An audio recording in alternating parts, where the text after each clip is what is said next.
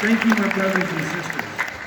Veterans Day is a day to humbly remember our veterans who have served and are still serving to keep our country free from those who wish us harm. You can thank the veteran for their service, or you can ask to hear one of their many stories about their service. Every veteran has their own unique story to tell, and they do not always have someone to tell it to. You can be that person. Every day that I wake up and have a chance to breathe fresh air, it's a great day. Every day that I wake up and feel my aging body's aches and pains, it's a great day. Every morning when I wake up and remember my loved ones who are no longer with us, it's still a great day. Every morning I wake up to the freedoms we have and can freely exercise, it's a great day. And I will tell you that no matter how bad things have been in my past, and they have been pretty bad sometimes, I got through it. And getting through those difficult times makes the next day a great day. It is an absolute honor to be here today. And I would like to talk to you about how my military career has impacted every aspect of my life. People always tell me that I have such a positive outlook on life, and they ask me how I'm able to always be so positive. I have been witness to many horrible atrocities. I have done some very horrible things myself, and yet I maintain a very positive attitude towards life. My career in the military has definitely helped change my outlook on life for the better. I first joined the Army in '86 when I was 17, and my mother signed a waiver for me. I joined as a healthcare specialist, or what is respectfully known as a combat medic. My first unit was an Air Defense Artillery unit with the Big Red 1 out of Fort Riley, Kansas. Then I went to the 816 Station Hospital out of Binghamton, New York, and from there I went back to my home state of California and joined Charlie Company, the 1st of the 160th Infantry. And I stayed with this unit for the rest of my career in the National Guard. I was activated to go to the Los Angeles riots in '92. I saw a lot of strife and a lot of hurt people. I also saw a lot of hope, a lot of love.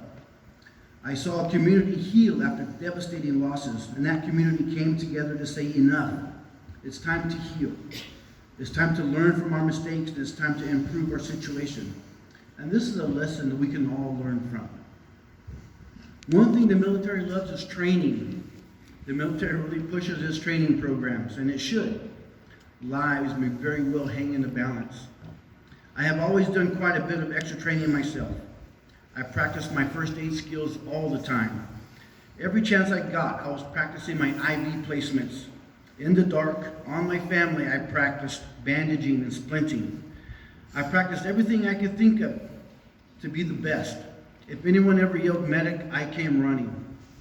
I wanted them to know that I was there and they had the best chance of living when I was the one who answered that call. My military service has impacted my life so strongly that I know without a doubt that if I had not had the opportunity as a young adult, I would not be here today. I grew up extremely poor and we moved around a lot from home to home. Joining the military gave me stability and provided me with some structure to build upon and taught me how to be a responsible and independent adult. And for that, I will always be grateful.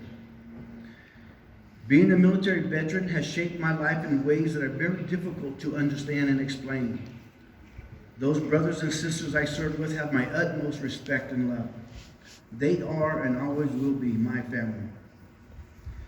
They have promised to protect you and your family at any cost. And that is not a promise to take lightly. And it is not a promise you should easily forget. I learned at a very young age that the world is not fair. And you will learn this lesson also. Hopefully it won't hurt as much as my lessons did. Some examples of my life lessons. I once walked through a minefield and I needed my battle buddy to guide my steps. I had to walk backwards to get out. I've helped my fellow soldiers as they pass into the next world, when my efforts were in vain and there was nothing I could do except comfort and ease their passing off. I have been chased through the dusty alleyways by the Taliban in Egypt. I have helped infants breathe when they have had pneumonia by providing breathing treatments and antibiotics to clear their little lungs. As a triage NCO of our cache in Iraq, I once cut off a soldier's leg after he was mangled in an IED explosion. I have been shot in the face during a convoy ambush. I have been looked I have even looked through my sights at the enemy as I pulled the trigger. I have had the Bedouins of Egypt bring me their children when they were deathly ill or injured because they trusted that Allah has sent the best to aid them. I have survived numerous mortar attacks and covered in dust and debris and still answered to the screams of medic. I was there for the bombing of Sharm el-Sheikh, Egypt in 2005, and I answered that call to help over 200 civilians, men, women, and children. Through my military service, I have traveled all over the U.S., New York, Washington, California, Texas, Kansas, North Carolina, just to name a few. I have had the opportunity to travel to other countries like Spain, Germany, Amsterdam, and the Netherlands, Kuwait, Egypt, Israel, and Iraq. These travels have opened my eyes to the world and helped me realize how great America is. This greatness needs to be protected and nurtured so we can continue to grow and do great things for our own citizens and for the world. My time in service taught me to be the best I can be, to try harder than everyone else, to be the one that is looked to for guidance, for help. My time in service has given me the confidence to be able to handle the worst situations you can imagine. My time in service has given me the strength to bear any burden and the fortitude to never quit. As a medic, I have learned the empathy to help my fellow man. I am extremely proud to be called a veteran. And now that I am out, I continue to serve my community. The military has taught me and other veterans to be prepared. So I provide free first aid classes to those that understand how important it is to be prepared. The military has taught me and other veterans to always be ready. So I provide free self-defense classes to those who wish to protect their families and loved ones while waiting for 911 to arrive. The military has taught me to look out for those weaker than myself, to defend our future, to keep our freedom secure. The military has taught me and other veterans like myself to be leaders among the less fortunate. So myself and others like me work to reduce the number of veteran suicides through outreach programs. I have been fortunate to learn so many things that books cannot adequately describe. I have experienced things that many will only dream of. You have to live the life to really understand. So I ask you, do you dare walk on the razor's edge? So when you talk to your family member who may be a veteran, please give them the utmost courtesy.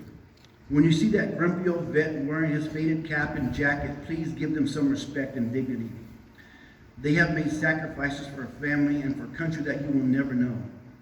Sacrifices like their time, missing out on family events, weddings, births, and graduations, things that we take for granted. They may be missing some body parts, and they may bear some scars that catch your eye. They have sacrificed their emotional and mental health to do the things that are indescribable. So please give them your patience and understanding. If you would like to be one of the elite, one of the few to answer that call to serve, if you would like the opportunity to suffer and sacrifice so that others may live in freedom, join us.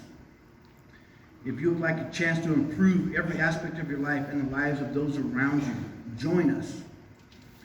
If you would like to live on the razor's edge, I would challenge you to see if you are up to joining one of our fine military organizations. If you do raise your right hand to swear yourself into military service, it will be a great day. Thank you again for your time. If anyone would like to talk to me after the event, I'll make myself available. Take care and God bless.